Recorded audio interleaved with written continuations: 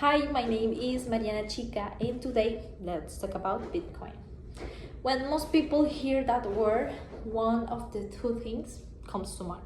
First, someone who got rich really fast, or someone who lost everything.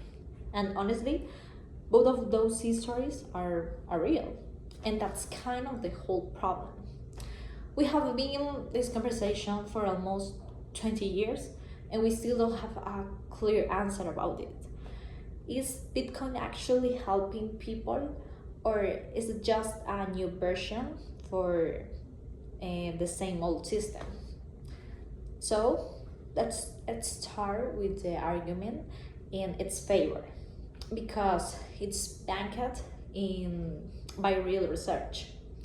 In 2024, Elhang and Farhan studied 1,500 people across India, Nigeria, Brazil, Indonesia, and Vietnam. And their conclusion was really clear. Cryptocurrencies had a real and positive effect on financial inclusion, meaning they help people who were completely outside the banking system actually participate in it.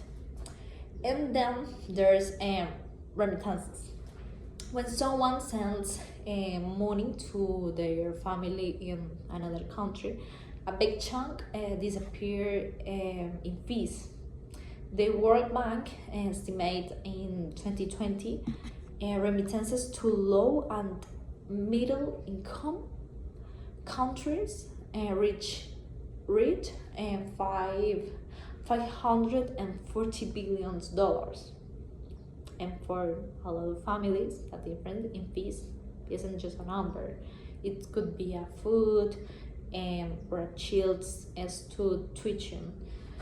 El Hag and Farhan also found that in these countries with really bad inflation, like Venezuela, people use crypto just to protect their savings, because keeping the money in a local currency made watching it disappear every week.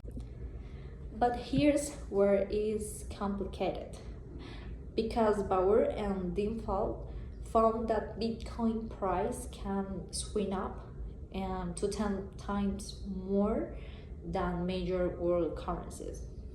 And to put that in a real term, a coffee shop that accepted Bitcoin in March 2020 saw the price of the same coffee drop from $5 to $2.50 in just 48 hours.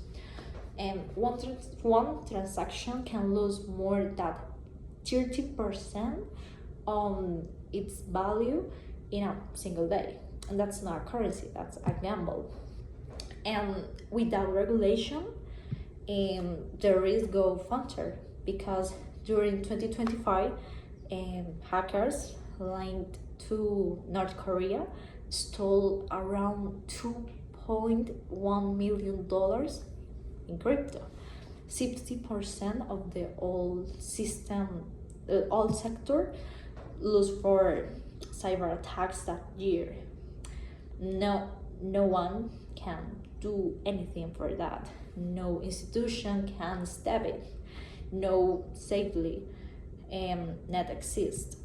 And the inequality problem, well, Bitcoin was supposed to fix that, but in reality, the people who already had money invest early and got outside in time. The people who got in late took the losses. Even El Salvador, the first country to make a Bitcoin official currency, removed that requirement in January 2025 after research reaching a deal with AMF for a $1.4 billion loan. That's say a lot. So, in conclusion, both sides of this history are really clear and are true, because there are real people who got lives got better because of crypto, and there are real people who lost everything. So Bitcoin isn't a hero or a villain. It's more like a mirror.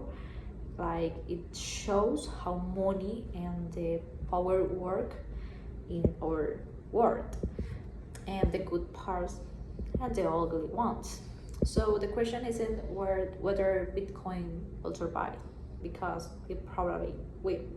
The real question is answered where going the boiled rules that protect the people who need it most, or keeping letting this technology serves to the few while everyone else takes the risk. And that's a choice we get to make. So thank you very much.